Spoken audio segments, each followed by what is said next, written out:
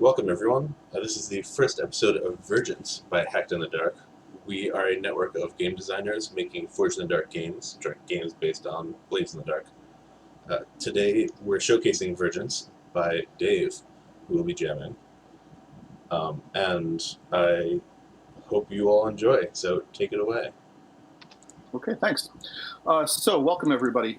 Vergence is a game it's a little hard to do a quick elevator pitch for. The one I have at the moment is that it is a game about interdimensional conflict and family drama. There are a bunch of details that will come up over the course of play, but let's kind of set the scene for the game here. We are, you could say we're starting a tavern, but it's not really a tavern. It's more like a hotel or a place of solace. It's a place of a vast number of rooms that in a universe that consists only of this place. It is within an infinity of dimensions that only a very small number of people are easily able to travel through. And our player characters are among those people. They are people who have the power of specific vergences that they come from, and they have attuned to those places of great power. They are members of a bloodline that has been bred for that purpose to be able to do that. So as we start, we are in this place. Our heroes have come to this place to meet because they have to do some planning. Let's say they are around a table having a magnificent repast, and I'll let you folks introduce each other. If you want to add any details about what's happening while you're sitting around having this meeting, please add those in. So, my name is Jacob, but I am playing Hrolf, a Stormcaster from the Maelstrom. I'm a fairly old-looking person, despite being not actually as old as I look. Nursing a drink, it's frothy and probably not local. But I can import whatever I need here. Cool. Who's up next? So I'm Drake. I'm going to be piloting Valriaut Saint-Martin. He is a swarthy, striking-looking gentleman. Looks to be in his mid-30s, maybe. He's wearing a whole bunch of rings, which tinkle kind of musically against the brandy snifter that he's raising to his lips every so often. He's pointedly ignoring the plate of quail's eggs and slivered cabbage and things in front of him. He's focused mostly on this deep, dark amber brandy, and he's running it under his nose every so often, occasionally recrossing his legs to show off his pointy shoes. And he's leaning forward conspiratorially, waiting to hear who's going to bring their news first. Somebody has to break the silence. I'm Navi, and I am going to be playing Ananke. She is from the Serpent and a shaman. At the moment, I think she's kind of sitting closest to Hrolf, who hasn't been introduced yet, because that's the person she knows best at the table. And she's kind of sipping on a drink that it looks maybe like a distant cousin of absinthe, really a vibrant green kind of primordial type drink. And at the moment, she's really just giving everybody the side eye. She's not quite sure who everyone is at this group yet, so she's really filling everyone out. And I'm Travis. I'm playing a character who is an heir to one of the noble families in this world, who goes by the name of Agorus. He's typically pretty well armored. He's got like lighter garb on at the moment.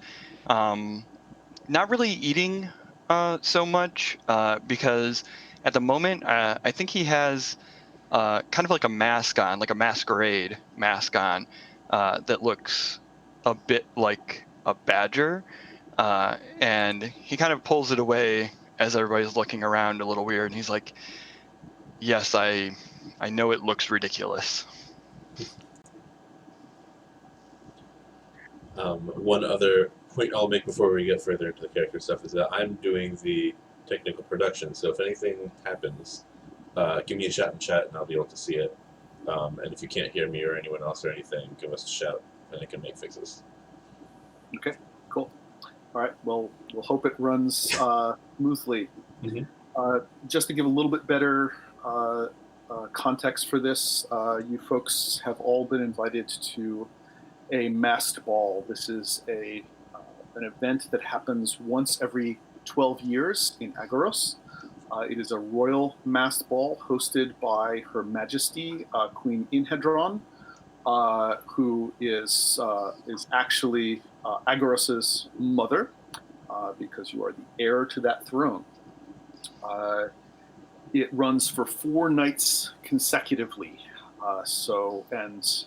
Members of the noble and royal houses of the different Vergences have been invited. So it's a big deal that people take very seriously. And you each have a goal that you want to try to achieve out of this event. So you're all kind of planning different capers, and you're all at least kind of acquaintances of each other. Some of you know each other somewhat well. There's an intermix of knowing of each other, and you've gathered in this place. This is a sanctuary along the Great Tormillion Way, which is a pathway among thousands of different worlds that runs from the Maelstrom, which is a Vergence that consists of a world that's just gigantic continuous storms, and the Caverns of Agorus, which is a world that consists of, at the center, a sun-like thing that is the source of power here, called the Orb, and it's surrounded by caverns where millions of people live, but there is a small number of people who consist of the royal and noble families that rule this place, and those people are members of the bloodlines who are able to travel among worlds. So you've gathered for the purpose of mutual support. You know that you're not each going to be able to achieve your goal very readily by yourselves. So you've proposed to each other that at least an alliance of mutual convenience would be helpful in achieving your goals. So I have a history with Ananke. We, as she mentioned, we've known each other for a while and experimented, especially with mystical things, and shared quite a few tricks over the years, which is the bond I have. We all picked bonds beforehand with other characters. And we also picked relatives, and I believe okay, Valriaut has a bond with me, right? We grew up together. You grew don't up remember together. Yes. Of course I remember. So we are very familiar with each other, and then Agorus was my favorite, so I figured I'd invite him over. Is that what that's called? This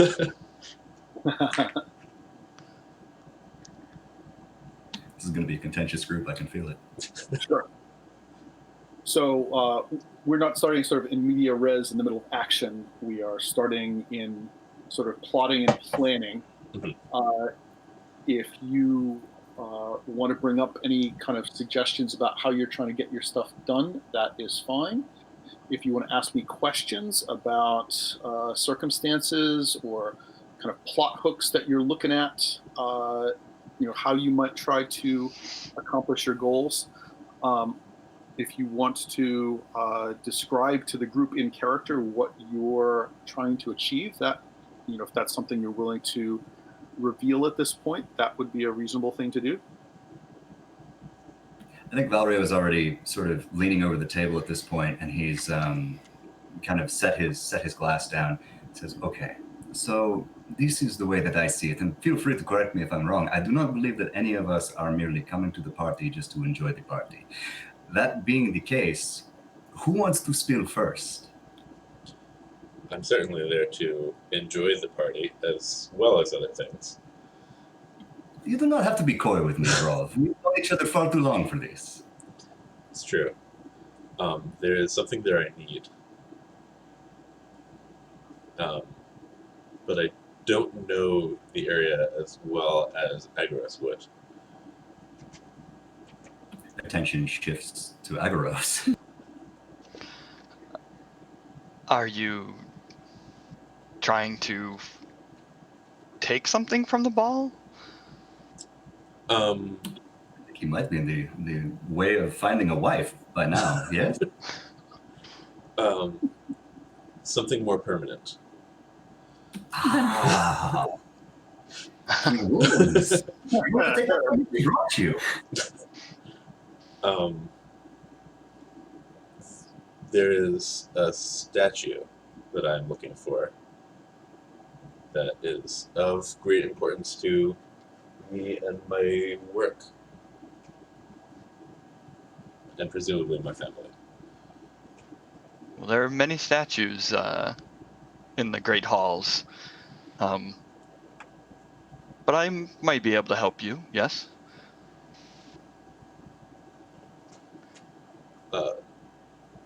First things first.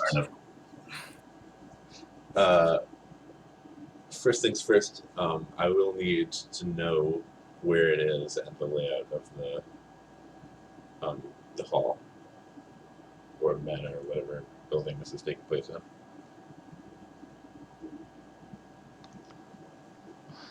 And we can say that you have some idea that there's a garden with a group of statues somewhere in the palace that you believe that this statue is displayed in.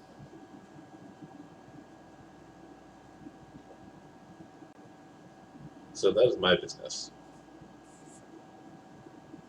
Now that I have gone first, are you ready now to talk? I suppose that it is only fair. I put you on the spot, and so now it is my turn. I intend to challenge your mother to a duel, or rather, I would rather her challenge me to a duel. And of course, I will probably need somebody's help in winning. I am not a dominus of the Storm Knights, and she is. But I feel that I have something that I might learn. All of those years I spent amongst your family, it rankled. I think it is time for me to settle the debt. I think Agorus would just kind of look at you with a heavy brow and kind of back things up a little, like shake his hand. And I'm just like, you understand the meaning of a duel, right? Like two combatants? Well, yes, but I assume that as the aggrieved party, when she doubtless has to challenge me to a duel, I will be able to choose my weapon. And if I get to choose my weapon, I hold all the cards. I determine the rules of engagement. Very clever. Yeah, she's had it coming. A little background on your mother, Morgaine. She is the meanest of the Storm Knights. This is a powerful faction within the Maelstrom that kind of is strongly martial. She's pretty badass. She has been Dominus for some years. Something to know, the most immediate thing that you notice about her is that there's a brand on her face, a scar, a heavy scar. And that is from some years ago. She tried and found guilty a member of the Storm Knights as a traitor, and he was literally branded a traitor and sent into exile. And then some 10 or 12 years later, he returned with proof of his innocence. And her response was to, when that was proven, was to have her own face branded with the same brand that had been applied to him. And she spent the same amount of time in exile as he had spent before coming back, and he is now her right-hand man in charge of the Storm Knights. So that's kind of gives you a kind of sense of how she presents as being very rigid and strong. How you feel about that as her being your mother, or the like that who you're going to. Demand that she challenged me before the end of the masquerade, and then I will have her right where I want her. Mm-hmm.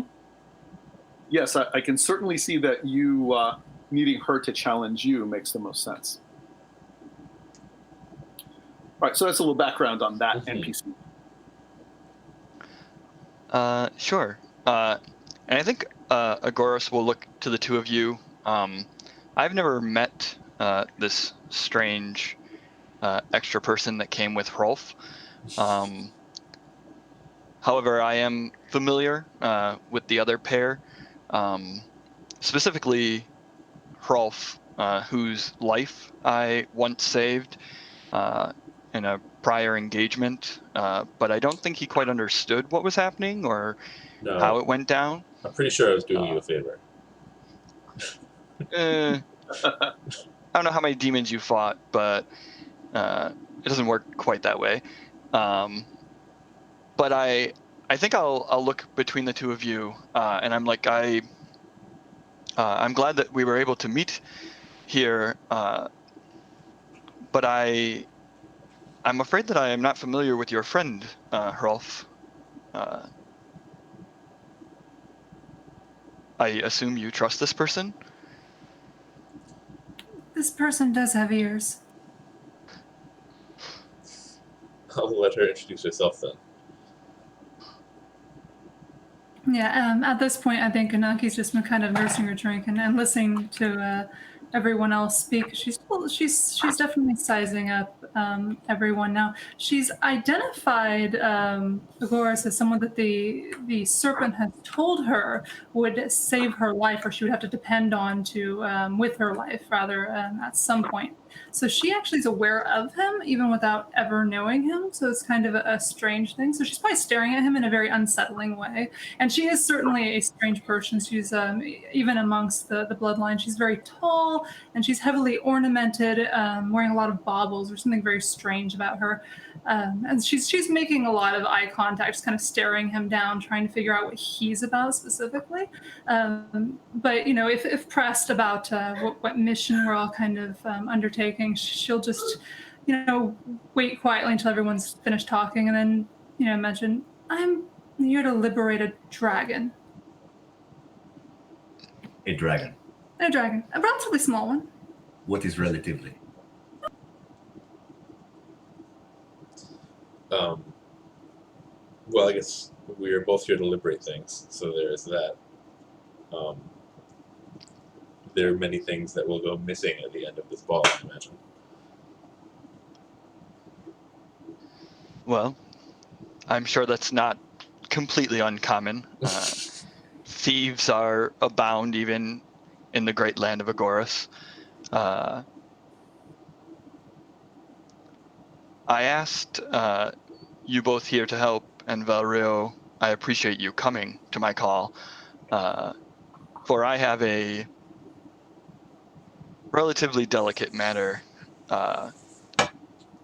and one that may be a bit more insidious than taking away a prize.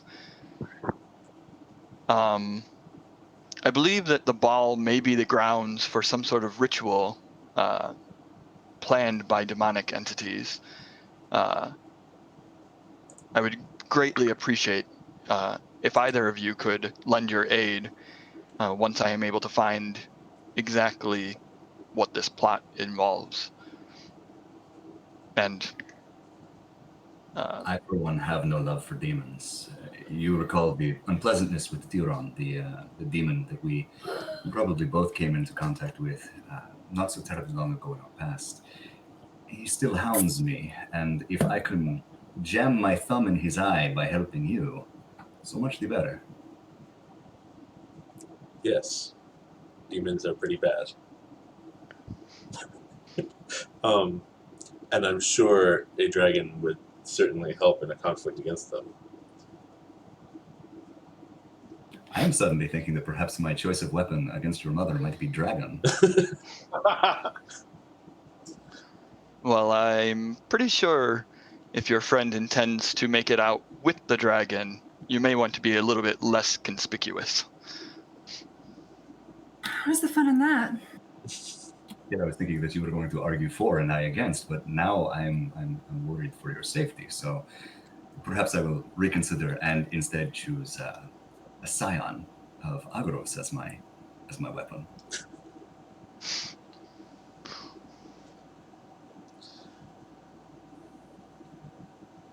Well, It sounds as though we have many goals that we must attend to for this this particular ball. What do we need before we can get started? Obviously, the ball will not start for how long? I'm going to say it's a couple of weeks away, and you are in a different world right now, but you are on a pathway that leads directly to Agorus. So it's not going to take you. If you were to head right there, you'd be there in a day or two. So there is time to set things up, get things going. You could think about what kinds of resources you need for this purpose. Obviously, within this game, we'll be able to flash back to other kinds. Later on in future sessions, we can flash back to the kinds of preparations you're making now. But if you want to think about leads that would be helpful for one or more of your actions, that would be perfectly fine. If you have questions about what might be helpful, I'm happy to respond to those. Your characters are pretty experienced and knowledgeable people, so they can think about ways to assist each other and themselves.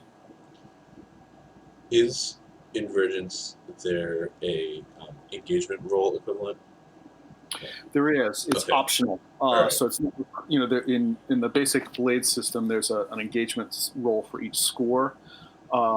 If you're working on a major operation, if the starting position is already pretty clear, there isn't an engagement role is not required. But if it makes sense to make one, we can do that. And obviously, actions that you're taking here can give you more dice on that roll. Yeah, I was wondering how much we need to plan and roleplay every step of the way there. So yeah, you do not have to do that. Okay. And again, within the basic system, there's you've got flashbacks available. You've got the ability to jump ahead to the action, and we can certainly do that. The intention for this session was to think about things that you're doing to get yourself set up for the upcoming session. So if you want me to throw out possibilities, I can do that. If you want to just kind of brainstorm or pick one person's goal and think about what could be helpful along those lines, that would also be fine. It stands to reason that we need to know the layout of the palace. Certainly, our heir might be able to help us with that. The menagerie. And the menagerie, we shan't forget. There's an attached menagerie. I would assume that Agorus, you could easily procure plans to the palace, and much of it by just from memory. You spent a lot of years there, growing up there, etc.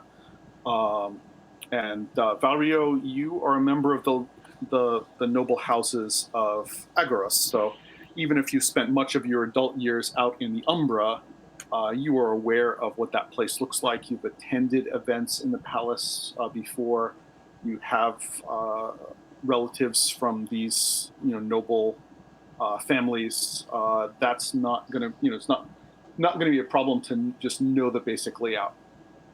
So, for example, where the menagerie is. That's not a mystery. But if, for example, you're thinking in terms of how you might get a dragon out of there without being caught. You could think about, coming up with some kind of second or secret way of getting in there. If you're thinking about stealing a statue without being noticed, You could think about is it possible to procure a replacement statue to switch? Mhm. Procuring items seems to be fairly easy. Yeah. So, Assuming, so one thing to explain is that there are different levels of power Mhm. in this world. By power, I mean connection to sort of ultimate reality. There's a scale. Characters might use that scale more informally, but in terms of game structure, there's a scale from power level 0 to power level 3. Power level 0 is items and characters and people from just mundane worlds in the Umbra. They don't have, they have a low level of connection to reality. They're just normal people and things. Power level 1 would be people who live in or around a Vergence or in places of power called that are less intense, called anchors. You all are power level 2 as a result of being part of that bloodline. That's part of what your bloodline has bred you for. And then if you were to encounter some kind of ancient, super connected creature, that might be a power level 3. Now, within the terms of game rules, you'll have advantages if you go up against anything that is of a lower power level than you. You'll get extra dice or levels of effect. But also in terms of just detection, you can go out into the Umbra and find anything you want. You can just envision, I want to meet a woman in a green dress. I want Excalibur. I want to go to a world full of superheroes. You can go any place you want with whatever local rules you want. So you could go someplace that has magic or that magic doesn't work in, etc. But if you show up with a statue just from a mundane world and it's not of the level of power that would be expected there, that would eventually become noticed if people were examining it. Okay. It was possible using the abilities of really any of you can, you have a rating in warp. Any of you could kind of reach out with your mind's eye and your power to look at something and attempt to observe how closely it aligns with the reality of the multiverse and identify that this thing is a facsimile. It's not the real thing. So if that statue needs to be something that's more real, you might think about having to go to have it constructed in a Vergence of materials that are of that level of reality. Does that make sense? Yes. So, stating out kind of the path I see, I'm going to have to find and identify the correct statue, and then find a replacement and swap them without anyone noticing. That seems to be your goal. Yes. And so Now, if it will be you could at this point do a flashback to research you've done in the past, right? So we're Sure. not starting from ground zero. You could flash back to, you've been doing some research on this statue and looking for someone who might be able to procure for you a viable facsimile, and that would, be perfectly reasonable to do.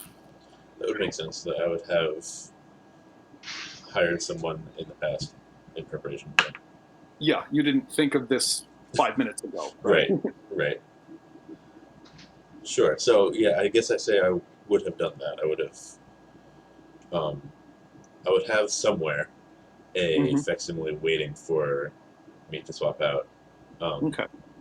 Yeah. All right. So let's say that you had done some research on where this statue came from in the first place. Mm-hmm. That you've done some work on that. So how about we do a study roll just Sure. to. Or if you think of another action that you want to use along those lines, but the first one I can think of would be study to do some research along those lines. It's going to be, obviously this is a gather information role, so there isn't a position or fact. It's just how much information you've acquired about this. Can I have commanded other people to do the studying for me? Oh, that's a good question. Yes. So if you have other, yeah, I would say that you've had enough time to find people who know this kind of stuff. So I would accept a command role under these circumstances because you've had plenty of time to work that out. And we do have a spy as well. Yes, you do. So that's another of the resources that you have available. You might want to think about who that person is. We haven't really established that in detail, and what you're going to do with that resource as well.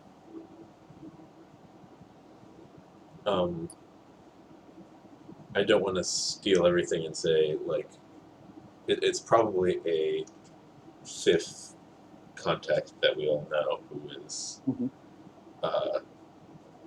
not as powerful as we are, but still to some extent powerful and willing to help us. And I pulled them aside beforehand and gave them the information, and probably have a couple other lower level just assistants in my normal like work to kind of all work along and see if I can give them enough information to go on. Okay. All right. Well, why don't you make a command roll? Okay. So I've got 2 dots in command, so just 2 dice. Yes. I got a 4. And you roll a partial. So let's say and that just kind of determines the quality of information that you get on a gather information roll, rather than any kind of consequences you're experiencing as a result of this, in terms of how this works in this system. So let's say that you have heard of that this statue was originally constructed in a place,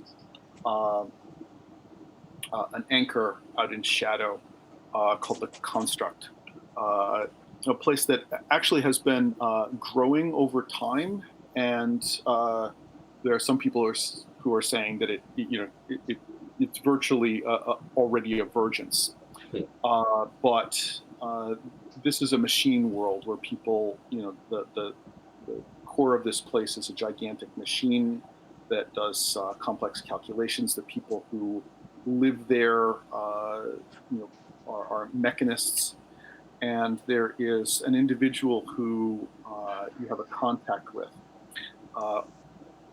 Just like in your Vergences, this is a place where members of the bloodline there go into this machine and come out changed. And you don't know about too much about this, but there is an individual you've heard of named Ontos. And it's actually not an individual, because sometimes when someone goes through the trial of the construct, they come out as a binary, which means they come out as 2 physical bodies that are psychically connected to each other as a single individual in 2 bodies.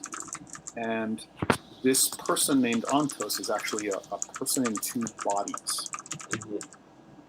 So if you wanted to either, you could flash back to going to, you could flash back to, or you could all decide to do a quick trip to the Construct to try to interact with this person and get such a statue made. Again, that would be connecting with the person who originally provided these statues to Agorus. I guess it would mostly depend on if anyone else has business there or with him.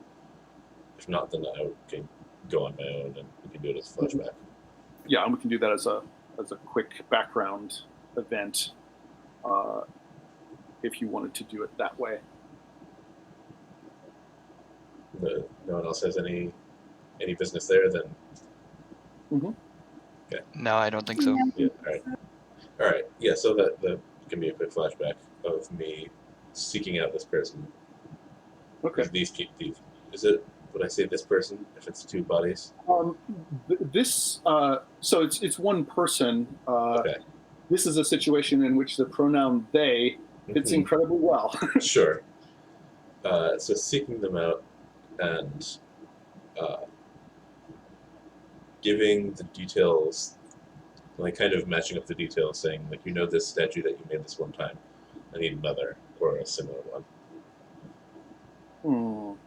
So you've made your way to. So we're flashing back to you. You've made your way to this place. It's a world of gigantic machines and kind of lots of robotics, advanced technology kind of world. You've made your way to the workshop of this person named Antos. Sort of two identical-looking individuals of indeterminate gender or neutral gender. They tend to speak at the same time and make gestures at the same time. It kind of feels like they have to concentrate to not be doing the same thing at the same time. So you see them able to do that when they want to, but when they're not paying close attention, they tend to just mirror each other's actions and words, and they tend to either say at the same time or they'll speak and complete each other's words and sentences. So it's kind of disorienting to interact with this person or group entity. And what Antos tells you is that this statue was constructed as a gift for the queen for her garden. It would be possible to construct a similar replica. The complicating factor is that these statues have a sort of intelligence imbued within them. They perform a little bit of a trick in that they are designed to calculate and debate various philosophical points of view. And one can stand in this garden and discuss philosophy and natural reality among the different statues. When they're alone, they tend to argue with each other in very complex and esoteric ways. So Antos would be able to create a facsimile with a very similar personality and orientation, although they do evolve somewhat over time. So its philosophical point of view might be slightly different than when it was originally constructed. That would be fine for now. I can always debate it along the way and help it develop. The one I'm looking for, I know, debated someone in particular, and I believe it has information that it likely gleaned from that debate, which I need. Well, that would be why simply having this facsimile is not sufficient. Right. Well, Antos tells you that they would be willing to perform this service for you, since you are such a well-known member of the Maelstrom Order, in exchange for a promise of a future favor that Antos would expect to call upon at some future time after the upcoming ball. Sure, I think I'm fairly willing to give out favors for such things. All right. Antos bids you to come back in 2 days' time. Okay. And you spend your time doing whatever you like in the this construct. It's an interesting place with that's very different from places you've been before. It doesn't seem, you can feel the power.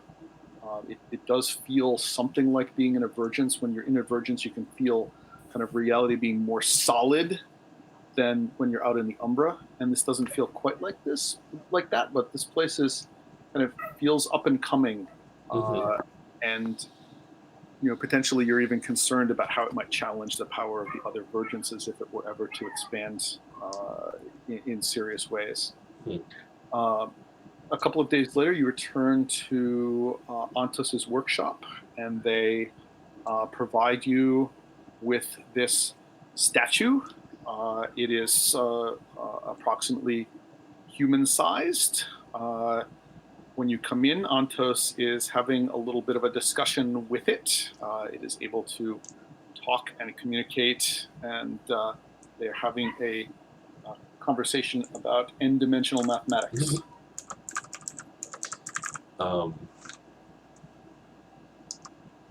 I think that would be over my head, but I would pretend to nod along before interrupting and asking for the statue.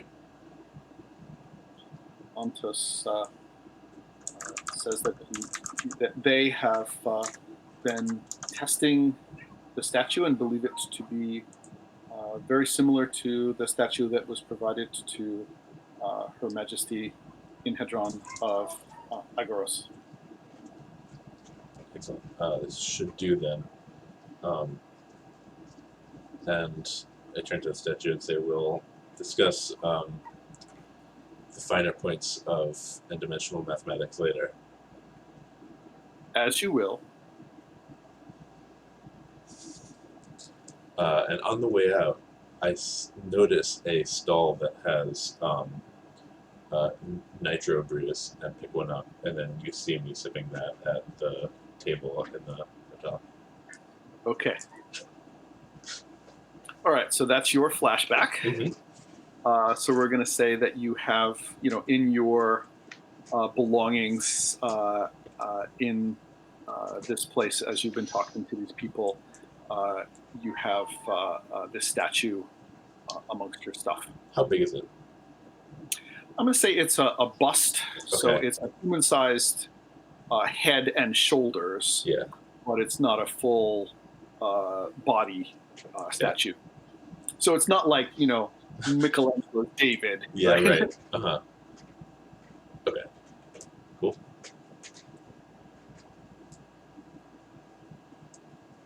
You're muted down there.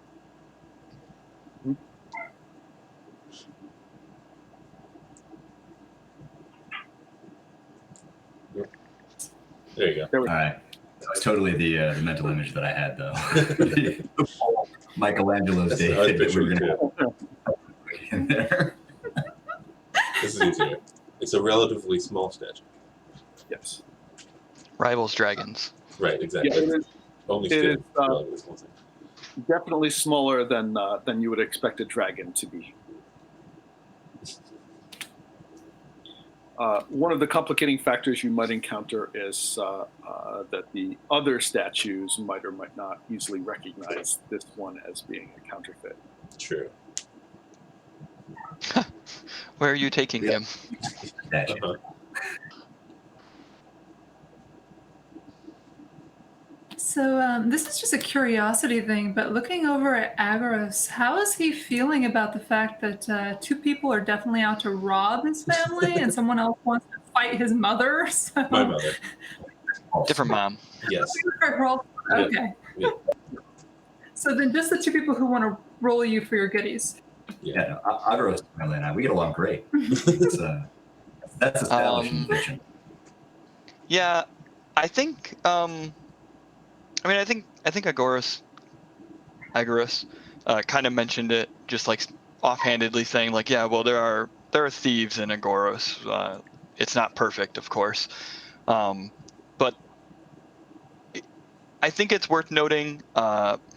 Agorus is much more interested in like defending his home, the Vergence, like Agorus, especially from the threat of like demons or things that want to unbind reality. What is petty theft when it's Right.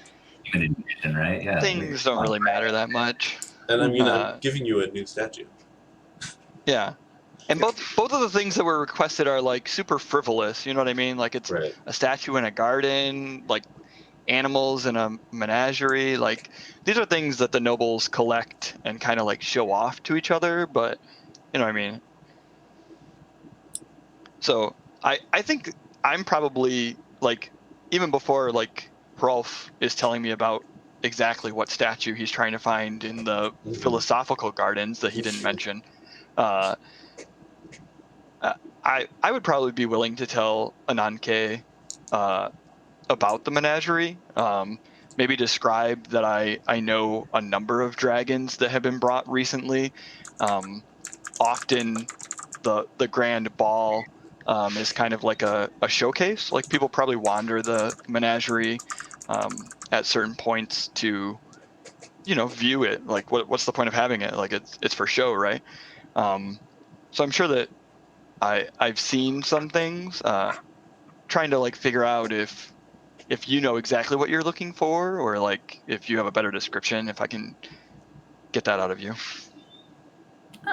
Yeah, sure. Since you guys have multiple dragons, I guess in this case, this dragon has to be kind of special, a little bit different than you would expect. So, perhaps it's normal to collect dragons as kind of interesting, relatively unintelligent type animal dragons.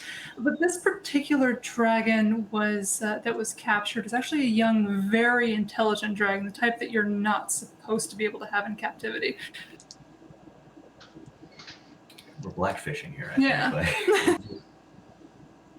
Sure. Maybe it's something where that kind of dragon doesn't really like develop or show before a certain point. So like maybe the people from Agorus don't realize it yet. Yeah, absolutely.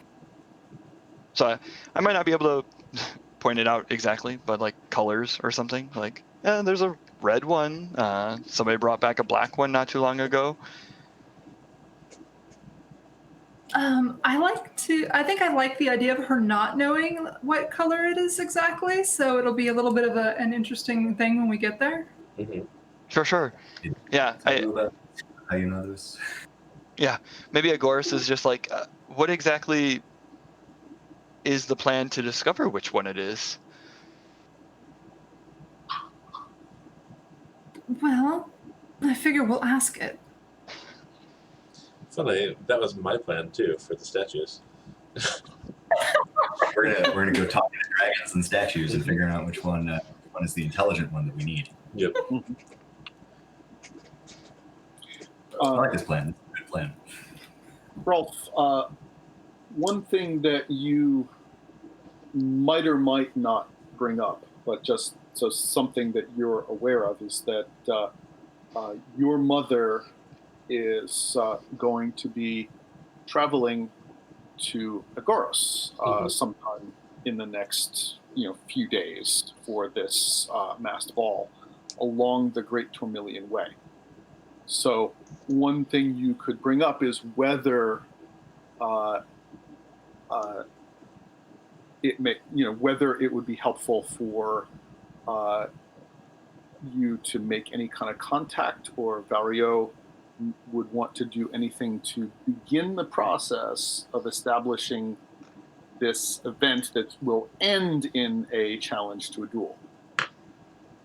Or you could keep that to yourself, but it would probably not be too hard for you to find out when exactly that's happening.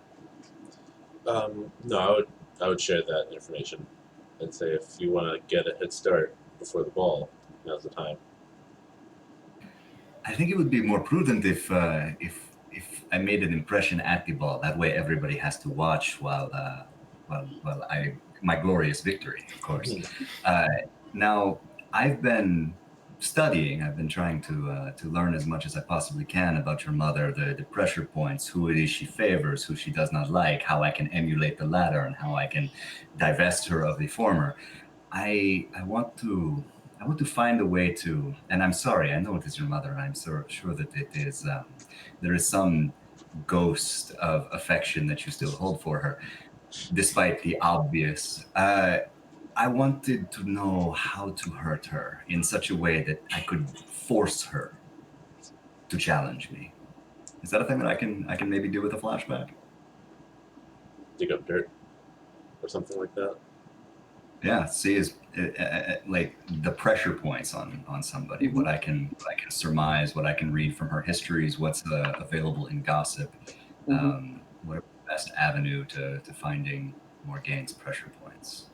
So one thing we had established is that a standard format of duels in the masked ball is if you wish to cut in on somebody, that by itself is a challenge to a duel. Remember, we'd established that as a fact.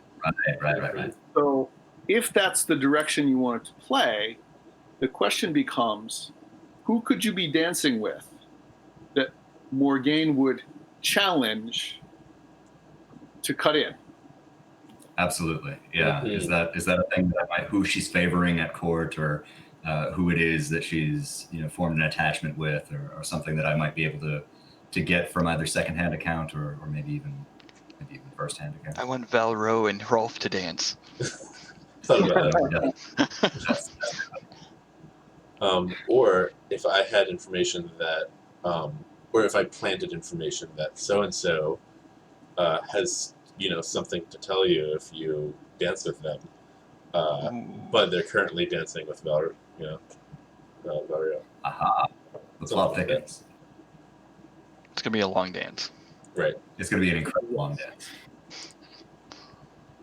So anyway, that's one way that you play this whole "what would get Morgaine to challenge me" event. I imagine that there are other ways to get duels to happen among these nobles. Mhm. Like a masked ball, that is a structured way to establish a duel. Yeah, I think that's certainly a great plan B. But if we're having duels, and I think that more than anything, it's not just the matter of getting her to challenge me. I want this to be her honor on the line. And if we're just dueling for a dance, that's rather blasé and expected, isn't it? Mhm. So She might even Is there go a way- easy on you. Right. Well, she is highly. So, Hrolf, you know that she is highly dedicated to Storm Knights. That's Mhm. kind of her living and dying thing. You can establish how she feels about your not being a member of that order, Mhm. despite the fact that not only is she a Storm Knight, your father is also a Storm Knight. Uh, uh, and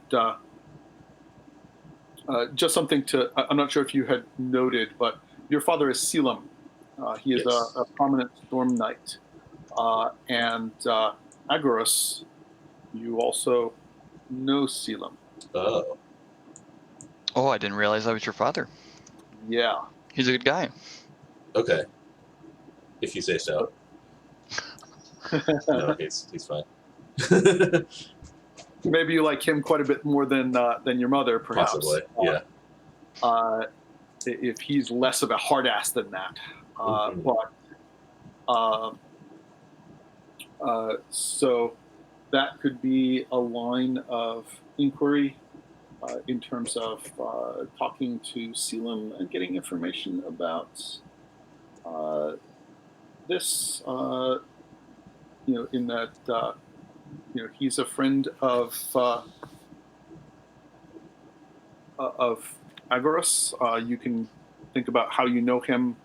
I'm not sure whether you have put any thought into that, but that is a close connection. Morgaine's pretty closely connected to these characters here. Sure. And I think that almost connects to something I could be doing. Like we could have a flashback together involving the demonic plot, because Mhm. Selim, a knight, most people that Agorus wraps himself up with end up being people who are relatively powerful Mhm. and able to help when threats arise. Selim actually might even favor me because I've saved Hrolf's life, um, involving some sort of demonic plot. Maybe he understands the importance of what happened, Sure. He could and I even think that's something. Yeah, for sure. So I could definitely see that. Sure. Like trying to go talk to Selim to see about what Valriaut wants, but also if he's heard anything about any sort of demonic threats. Sure. So I'm gonna go pump for personal information while you go and try to save the world. That sounds pretty standard. That's just how you roll. I get the Look. impression. Do you have an entire kingdom to worry about? I am just trying to wake up with myself. I get the impression that most of the people of the blood have a really poor sense of scale, but because they can travel so much and that kind of thing, and so things like personal honor or wanting to settle a duel seem to some people as big a deal as a demonic invasion. Yeah. Look, the world ends, we find another world. That's just how it goes. Exactly. These people, live for hundreds of years, and they never forget a slight. So, there are, duels of honor based on the things that happened 100 years ago. Makes sense. I didn't get deserted one time when I spent that year with your family, Hrolf. Now I must duel your mother.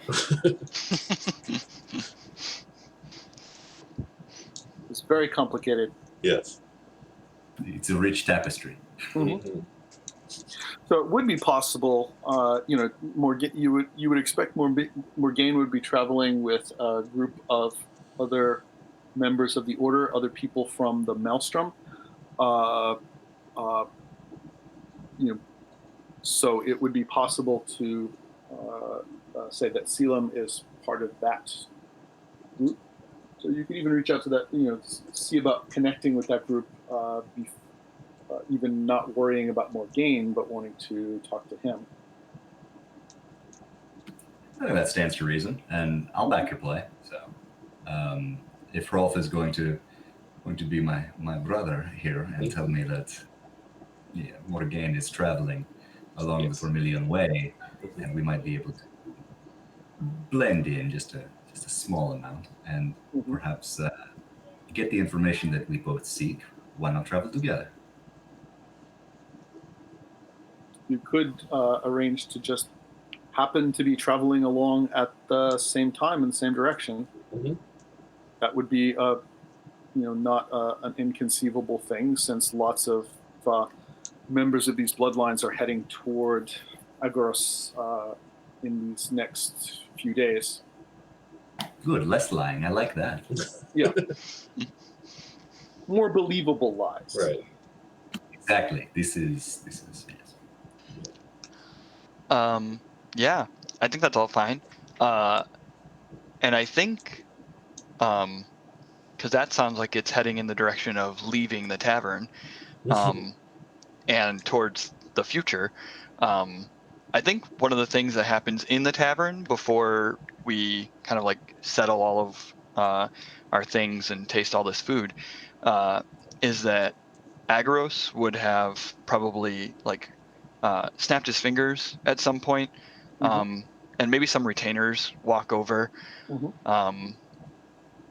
And while nobody has really questioned the fact that I'm wearing a badger outfit all that much, I'll definitely inform everybody else, because they're not as well educated on etiquette, that going to the ball requires a very elaborate and fine costume.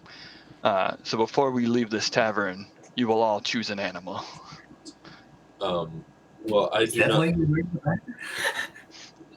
Do you think I wear this normally? Yes. I don't have to go too far to be a bear. So that is my animal. I have just a bear mask and already fairly wild hair. Oh, angry grizzly bear. I like this. This is good. It suits you, brother. What are you going to be? I think Ananke will probably go something serpent-based. Anybody remember the badly displayed Dilophosaurus from Jurassic Park with the huge frills that could spit acid? So she's going to rock the giant frills like a snake outfit. Nice. Well, now mine seems silly. I was going to be an owl. Well, I'm a badger already. You can like pull a string and have your frill extend. Mm-hmm. My choice of weapon is your dress sense. I think I'm gonna do the great horned owl. Or let's do the barn owl instead. I like the the white and beige, and then maybe a half cape of feathers. Mm-hmm. Sure, yeah. and of course you can think of, you can add details beyond creatures of Earth to these things as you wish. Mm-hmm. So you could certainly pick that. We could certainly say that this place has expert tailors who specialize in catering to the needs of the various and unpredictable needs of bloodline characters. Mm-hmm. Oh, I'm imagining that they came with me, because I think for the alliance we've formed, we selected formal costumes. Okay. So I'm thinking that Agorus just has them on retainer. They're just, people who know about the ball already, people who are constantly crafting costumes. Sure. They're brilliant Okay, costumers. that's perfectly doable. It's also quite possible that you'd be expected to wear a different costume each night. So we just sure. have tailors with us to keep things fresh. Yeah. Nice. This might be a good place to take our first break. I was thinking that, yes. So everyone will be back in about 5. See you then. Okay.